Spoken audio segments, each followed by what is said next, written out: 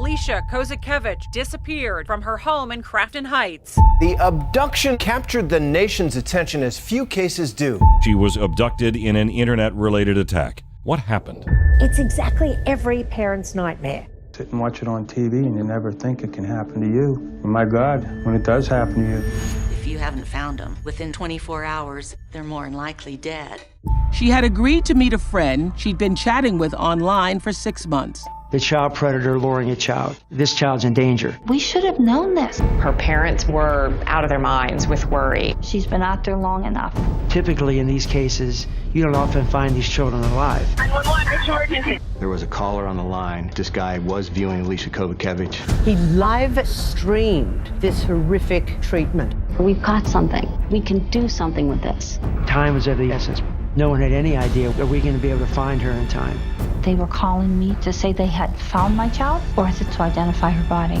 It was just terrifying. I can't believe this kind of stuff happens. She believes it's a miracle she's even alive. What happened? How did you survive? Until now, she has never told the full story of what happened to her.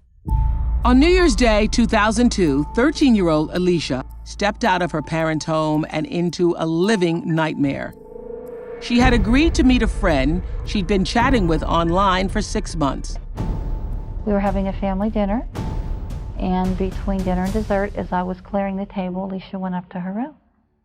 And we called her down for dessert, and she was gone. This picture was taken about 2 weeks before my abduction. I'm wearing the same clothes that I was abducted in.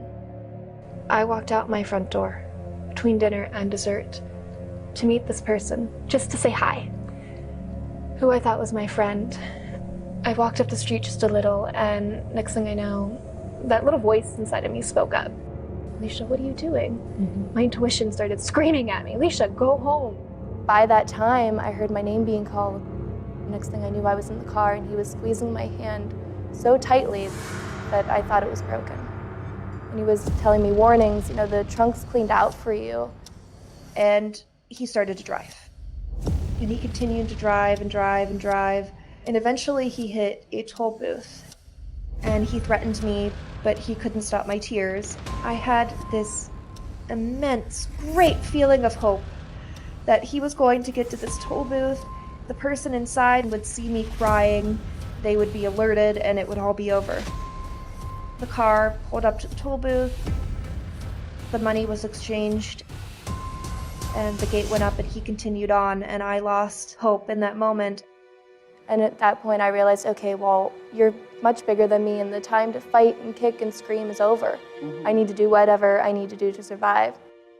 He took me down into the basement, down these winding, long stairs, and inside was what can best be described as a dungeon, a really terrifying place, and it looked like there were things all over the wall that were meant to cause pain. And he propped me up on a table and he told me that this is going to be hard for you, it's okay, cry. He held me captive by a chain to my neck and a locked collar. And I mean, let your worst nightmares come to your mind, and that's what happened. You know. Up until the 4th day, I had done whatever I had to do to survive. No matter how painful or humiliating or disgusting, I did it because I knew that my only chance of survival was to stay alive long enough for somebody to come find me. On that 4th day, he looked at me and he said, I'm beginning to like you too much. Tonight we're going to go for a ride. And I knew that that was when he was going to kill me. I thought about my family. I knew that my parents were looking for me and that they loved me and that they would find me. But would they find me in time? When was the last time I told my mom, dad, or brother that I loved them? Did they know that I loved them? And I decided in that moment that I was going to do anything to get away, that I was going to risk my life. I heard the door fall in, and these people, it sounded like they were tearing apart this house. I thought they were coming to kill me. I thought that he'd sent people to kill me. I was terrified. I watched those boots, one set of them, walk from one side of the bed to the side that I was hiding under. And I remember crawling out from underneath this bed.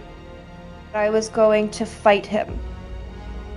Dragging that heavy chain behind me and staring into the barrel of a gun. And thinking that this is it. This is the moment I'm going to die. And then he turned around. And then I saw the most beautiful letters in the alphabet. FBI, in bold yellow on the backs of their jackets. And I knew that I was safe. And I can remember my dad, he ran up and he gave me a hug. Nothing could hurt me ever again because my dad wouldn't let anything hurt me again. And that was when the nightmare was over. Being in my family's arms. An amazing moment for us to be reunited, something that is truly a miracle that we never thought would happen. So what do you want to say to kids 13 years old right now? It's so scary because they're making the same exact mistakes I did. We teach our children to wear a seatbelt. We teach them to look both ways before they cross the street. And the reason we do that is because it's going to hurt them. It's not to terrify them and make them afraid of the world, it's to empower them. You must talk to your children, and you have to let your child know that they can come to you with absolutely anything at all. Yes, my story is horrendous. And people constantly say to me, oh, well, I went through something and it's not as bad as what you went through. And yes, it is. It's your experience. You can't put a value on trauma. It takes time and it takes your time. It's okay for it to take time. For you to cry and scream and break down. It is difficult. There are ups and downs, but you can get through it.